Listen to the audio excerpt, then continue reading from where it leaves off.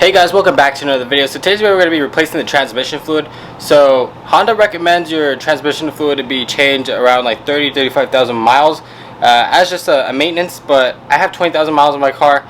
The reason why we're going to be replacing the fluid is because I actually broke a drive shaft, so I'm going to need to drain out the transmission fluid anyways. And I thought might as well, just do the whole thing now because I'm going to have to anyways. But I decided to use amsoil, and I wanted to see what the hype is all about because everyone's recommending amsoil, the syncromesh transmission fluid for the 1.5T. Everyone, I swear, everyone swears by this thing and says that it fixes the second gear lockout. In some cars, if you have it, it makes everything smoother when it comes to shifting. And everyone in general in the 10th gen community swears by this product, so we're going to give this a shot. I was originally going to go with OEM Honda transmission fluid, the manual transmission fluid. But again, since I just wanted to see what the hype is about with the amsoil product. So with that being said, the tools you're going to need is actually just a 3/8 ratchet and an extension. You don't need an extension if you have an intake, an aftermarket intake. But if you do have the stock intake, you will need an extension. The reason I say that is because your intake box is going to be right here, and you can squeeze an extension between the air box. This summer heat is really killing me, guys.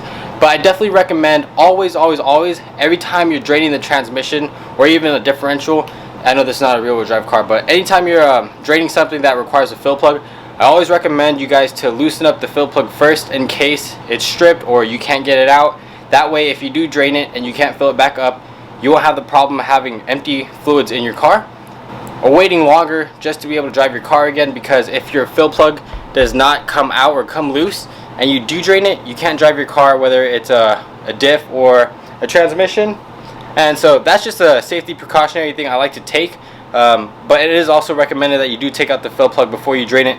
Reason why is because you want the flow to just flow out into the pan, the draining pan. You don't want it to make a mess everywhere, so regardless, we're going to be taking that out anyways. Again, the fill plug is going to be right here, and it's actually going to be marked, which is right here. I'm touching it with the extension. So that's going to be your fill plug. If you have your stock intake, you're going to have to squeeze behind the intake into there. Again, all you need is a 3/8 ratchet and an extension, and it fits right in there, obviously. See? Now all you got to do is loosen it, which I'm going to do right now, and then the rest of the work is easy. It's just from the bottom.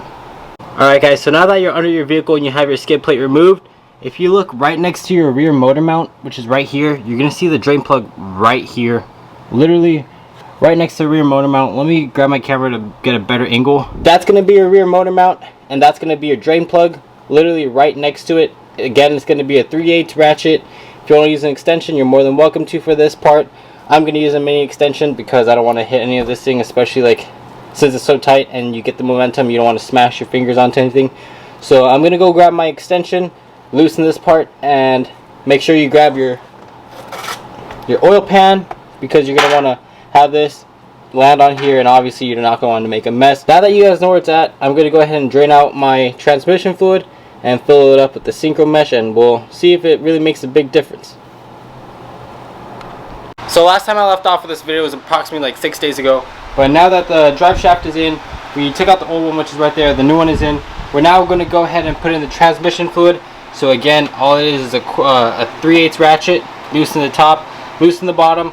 You're going to torque the bottom to 36 foot-pounds, same thing up top. But now that everything is drained, obviously torque up the bottom, and then you can start filling up transmission fluid. I'm using amsoil. Again, I just want to see what the hype is all about. Everyone swears by this product. So since everyone swears and they say that it makes shifting a whole lot better, no second gear grinds or anything like that, we're going to go ahead and throw 2 quarts of this thing. So we're just going to pour it in through right here, and after 2 quarts, that's it. You could go ahead and bolt it back up and just torque it down at 36, and then we'll go ahead and see if it really shifts and if it's any different than your regular Honda OEM manual transmission fluid. So let me go ahead and put this in, and I'll get back with you.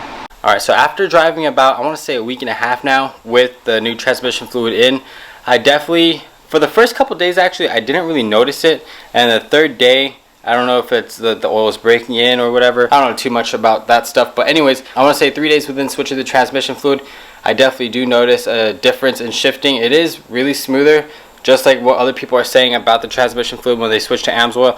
I don't know if it's just with amsoil because I use a synchromesh, or if you can get the same result with Torco. Whatever the case may be, all I know is the Honda transmission fluid didn't really do its justice with the shifting. Now that I have amsoil in, it does do a better job at shifting. Shifting is definitely smoother, especially going back into first gear around like 5 to 8 miles per hour. When you're like turning, you know, some people go to second, some people go first. I go first sometimes just to try it out, and I definitely did notice that it was smoother. It did do a better job. You don't feel crispiness and that crunchiness that you did before with the stock manual transmission fluid, the Honda OEM fluid. What else can I say about it? So yeah, it's not rough, and it definitely slides into gear better. That's pretty much what I can say about it. I'm going to do another transmission fluid change at 40,000, another 20,000 miles, just to stay up with that. And that's pretty much it. So I hope you guys enjoyed this video. Hope you guys found this video useful for those that are changing out your transmission fluid. It's going to be the same thing whether it's an SI or 1.5 turbo transmission. When you have the manual, it's going to be the same thing. I don't know about automatics, but I know for manuals it's going to be the same thing. I assume it would be the same thing. I could be wrong, so don't quote me on that. All I know is any 1.5 manuals, it'll work with it. It's the same way to drain the transmission fluid, but I do want to say it is the same. Actually, no, it's a CVT transmission. So I don't know about CVT, but all I know is this one, with like again with the 1.5T, it'll do the job. It'll be located the same place I showed you in my video.